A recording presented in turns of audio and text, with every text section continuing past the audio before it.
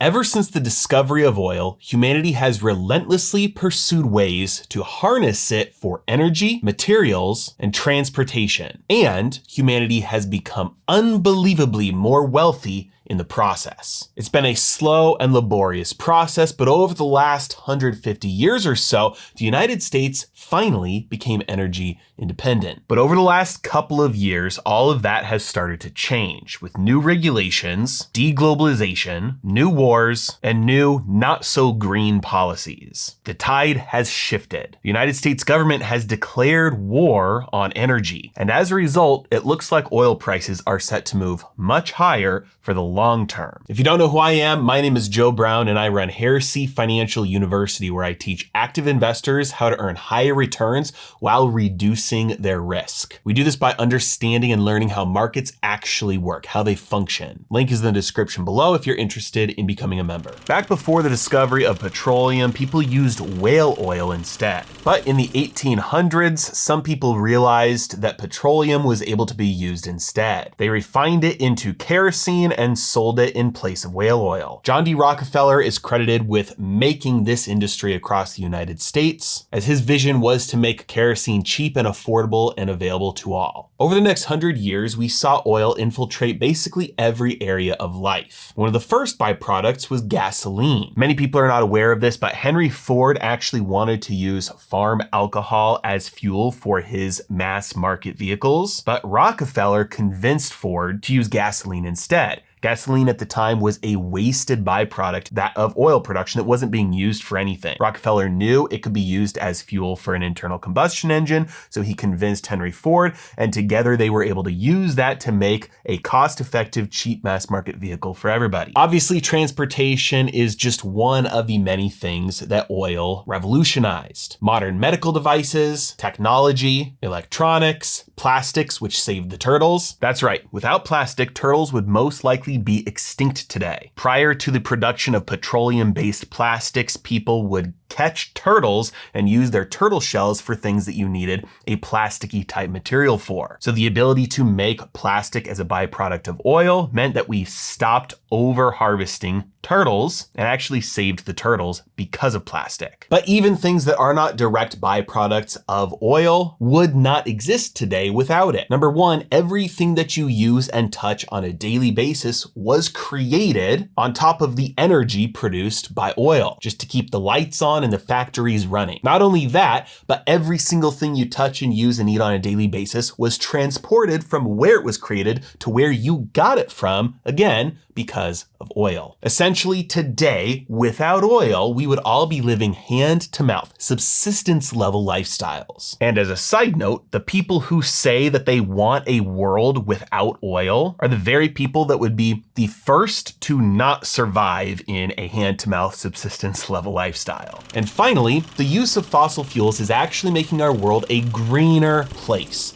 That's right, because newsflash, carbon dioxide is a greenhouse gas. You know a greenhouse? Those things that they build intentionally with artificial environments to make plant life thrive? That's right, they pump those things full of CO2. Why? Because plant life thrives. And it turns out when you pump our atmosphere full of CO2, that too has the effect of making plant life thrive. In this report straight from nasa.gov, they found that over the last few decades, we've had increased vegetation growth known as greening Earth, which actually has a cooling effect on the land. As a result of all of the good that more oil production and more oil byproducts have done for our world, we obviously over the last 100 years have seen a massive increase in demand, which meant that by the late 90s and the early 2000s, the United States could not get enough of it. We were importing more and more oil. But luckily for the entire world, there was an incredible discovery that happened by accident. This was an accident that revolutionized American oil. One company discovered that the proper mix of gel and water could be used to fracture open rock pores so that gas could flow more easily. As a result, the region in which fracking started to get used grew to become the nation's largest natural gas field by 2013. This was one of the main factors contributing to the United States becoming energy independent soon after. Now, as an explanation of what took place place over that 150 year time frame, what we're seeing here is wealth production through deflation. All else being equal, if something becomes more abundant, then it will be less valuable relative to everything else. As an example, breathable air is relatively limitless in how abundant it is for most people on Earth. Therefore, we don't have to pay for it, because if somebody did try and sell it, well, why would I buy it from you when I can get it myself for free just by breathing? But clearly, something like oxygen, breathable air, is very valuable in terms of me as a person wanting it and needing it just to be able to survive. So everybody is better off for the fact that we do have breathable air. So when you start off with something like whale oil, the cost to acquire it and the relative abundance of whale oil was very low relative to everything else. That meant it was limited for its use for things like lighting candles and lamps. But when petroleum was discovered and its abundance was discovered, and the more people drilled all over the world and found more and more of it, that meant it got cheaper and cheaper. This is wealth creation through deflation, because as something that people want and need gets cheaper because it grows in abundance, that means more people can access it, more people can get it, can improve their lives, which allows the demand to grow. So both the producers profit because they have a growing demand base, but also the consumers profit because they get something they want and need for cheaper and cheaper as time goes on. This is the way all things are supposed to be and would be if left up to themselves without political interference. By the way, guys, I'm going to be speaking at the Stock Pulse Silver Symposium about the history and future of sound money. It's in Las Vegas from September 29th through October 1st. There's going to be a ton of other great speakers there. There are going to be plenty of opportunities for us to do meet and greet, hang out, get some drinks together. I'd love to meet you there.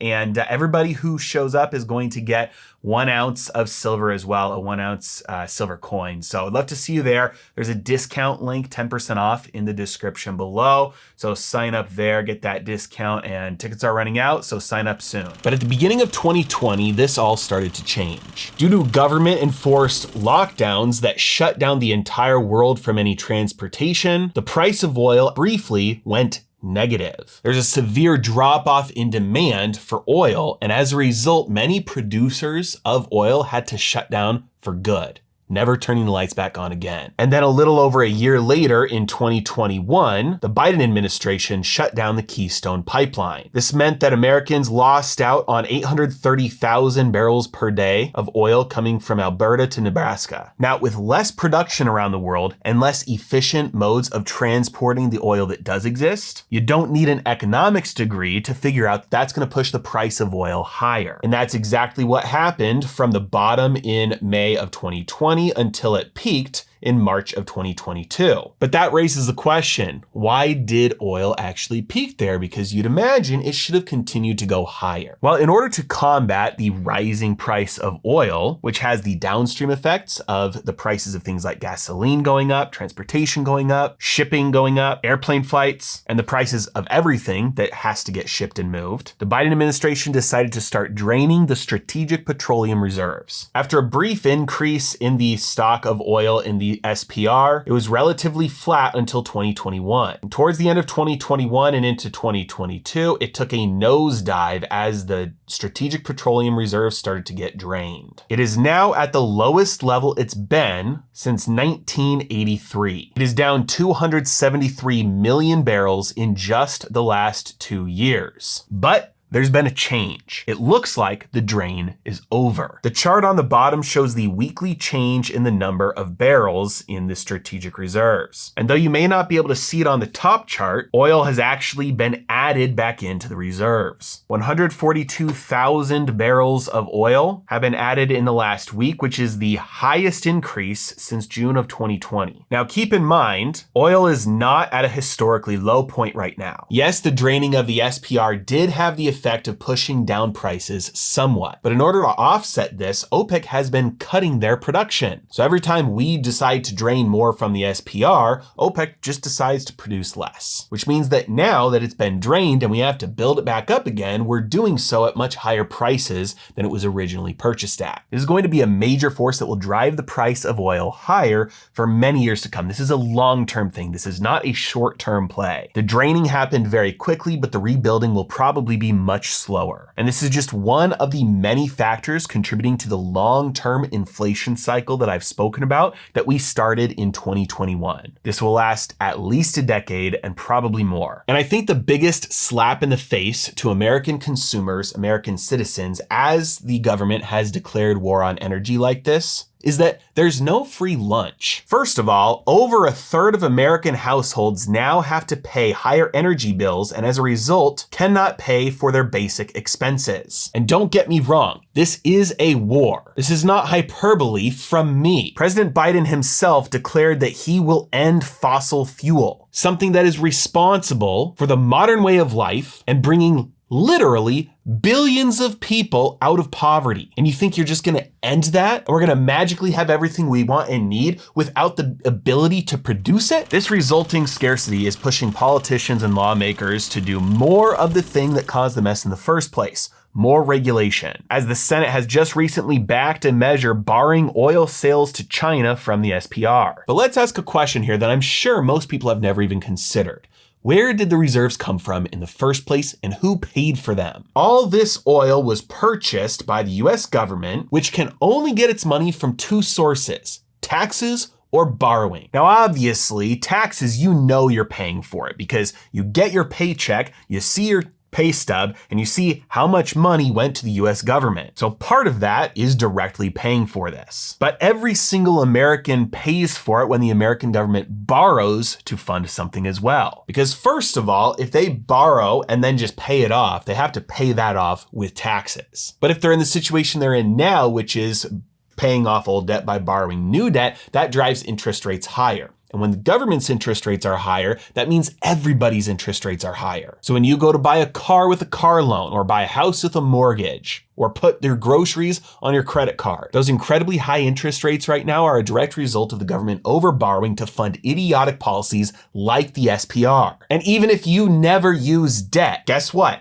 Every single person and company you buy stuff from is using debt. And the only way they can pay for that debt is to charge you more. And their debt is only expensive because of how much debt the government has. And so the SPR was drained in order to fight the gas prices from rising and help you out. And now they're gonna have to refill it by buying oil at much higher prices, funded by you. It's very simple. The government only pays you $1 by taking out of your pocket $2. And if you say no, they put you in prison for life and they call that system freedom. Now, like I mentioned before, I teach active investors how to profit off of situations like this. We're not afraid of prices going up, prices going down, inflation, deflation, market crashes, market melt-ups, increased returns while lowering risk. If you're interested, link is in the description below. As always, thanks so much for watching. Have a great day.